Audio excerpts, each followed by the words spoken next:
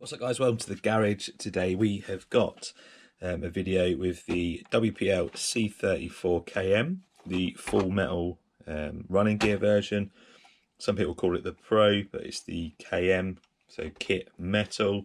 And we've got the C34 K, the standard kit version, which doesn't come with a lot of metal underneath. So what I want to do on this video, I'm going to show you the differences between both of them, have a little bit more of a look in depth at the differences there and what you get within the kit, and then we've got a little running video at the end to show you the performance difference between both. Now, it's not a massive running video. I've made this very short course in the back garden with a few different obstacles, and I'm going to trail it over there and just point out a few bits and pieces as we go along.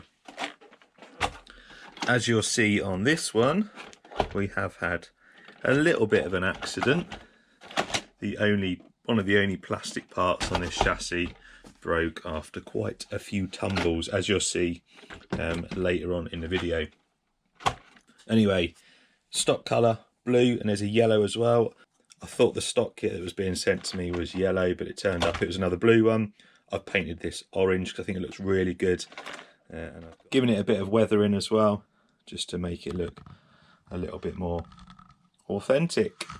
Anyway, let's get the bodies off these, and then we'll have a look underneath at the chassis and point out a few differences. So let's have a look underneath that body to see the difference between the two. So this is your stock kit that you're getting. It does come with the same servo as the metal kit.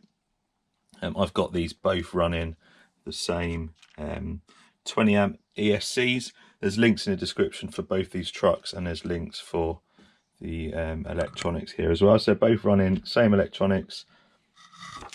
They're also both running this 500 milliamp hour 7.4 volt lithium ion and the same transmitter receiver. So exactly the same electronics, it's just the actual chassis that are different. So this comes with the servo. It's got plastic suspension, just internal springs, no oil shocks on there, which this could do with really some upgraded oil shocks. You've got the white or the cream coloured gearbox, which came out first with the B36. Really good gearbox, excellent gearing on there for that 180 motor, which gives this a decent amount of control. The actual chassis is the same between the two, and then underneath you're getting all the same suspension links. This is really good that they're now coming with these as standard, the adjustable suspension arms there, so you can, if you want, tweak the suspension to suit with little ball connects on there. Plastic axles, but within the axle is nice new metal gears, which I think are better than the previous brass ones. Up front you've got the same suspension links. You've also got a panhard bar in there, and in the kit for the stock kit you get a plastic steering arm there, but you also get you get a plastic one of these, but you get the metal one, the same as with the metal kit. I just had to trim the actual rod down a bit to get it short enough, because it's a bit too long to get the steering right.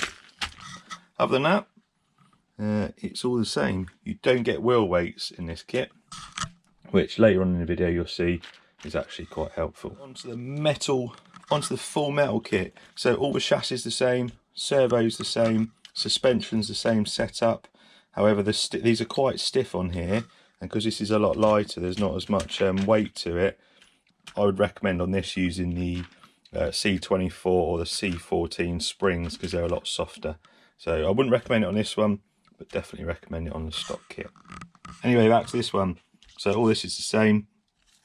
The difference comes, firstly, on this you get a 370 reduction motor there. So you've got the motor, the reduction gearbox, and it goes into a 1-to-1 drive there. The actual housing's plastic, but the gears inside are metal. And then all the way at the back end, all the same on top. Underneath is where it's really different. You get the same metal suspension arms, front and rear, but on this one you get a metal steering link there, full metal axles, you get metal hubs and you get full ball bearings all the way through it. You also get a nice extra long metal drive shaft front and rear, and that is about it. The other difference with this one is it comes with wheel weights as standard. This one hasn't got them in because I've swapped them to this, but it does come with a full set of wheel weights. So this has got a good weight to it compared to this. A good maybe 40% heavier, I'd say, maybe more, but you've got some good weight there. So which one would I recommend? I recommend both. It depends on what your budget is. This is about twice the price of the stock kit. You do get a lot more. You couldn't upgrade the stock kit to this standard for the same amount of money. So if you are planning on upgrading it, go straight for this one. If you're quite happy with the standard kit, and this is good, you know, the gearings look good on here and the components are pretty good on here, I'd go with the stock kit for half the price, but it's still capable, as you'll see in a bit. So recommend them both depending on your budget.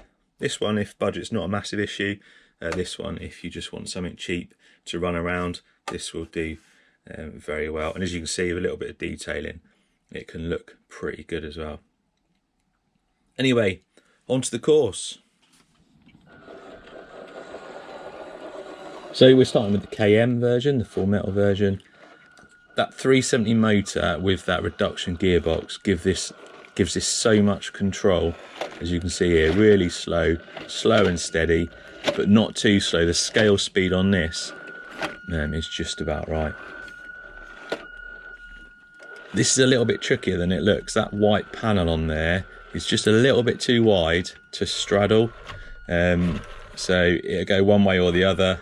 On this occasion, it didn't really want to go the way I wanted it. Watch this save with the foot.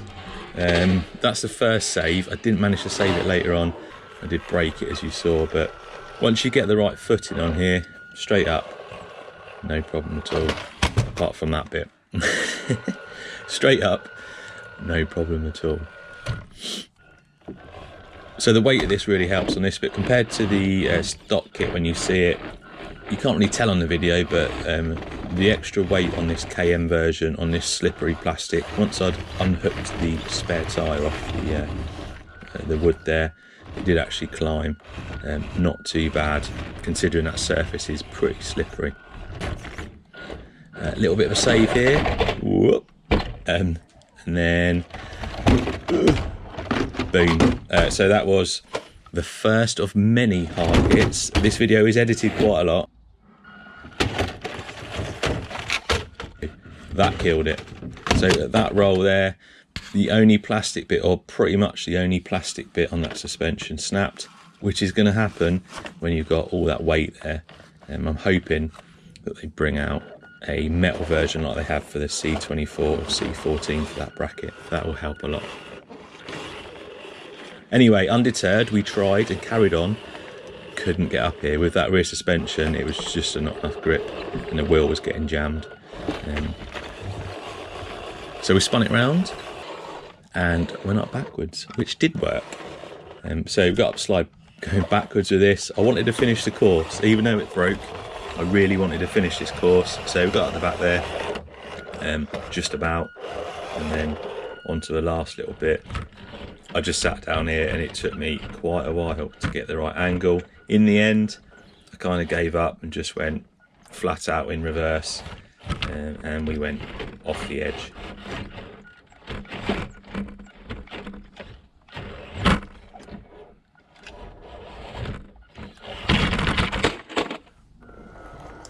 And then the drive of shame back to the start, looking a little bit worse for wear.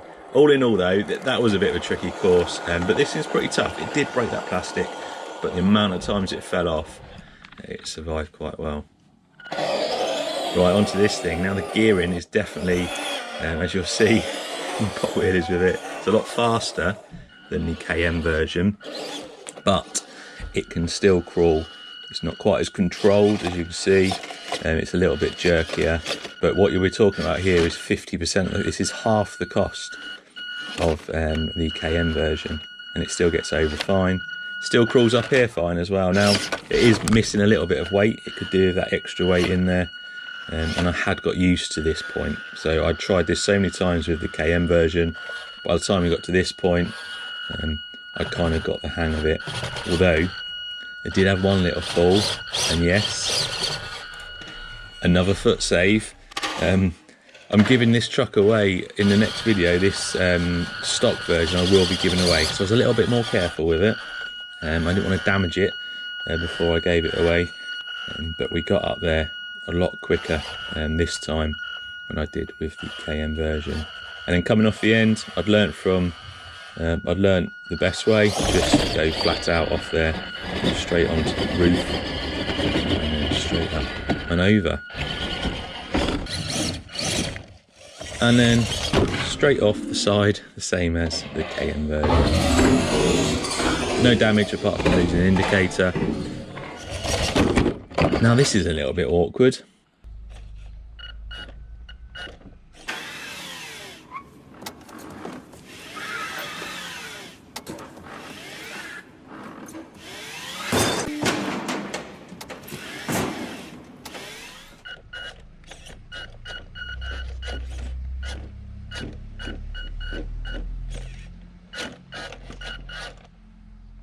After a 15-point turn, we got it. And this time I was determined to get down here. Third time lucky. And just about made it.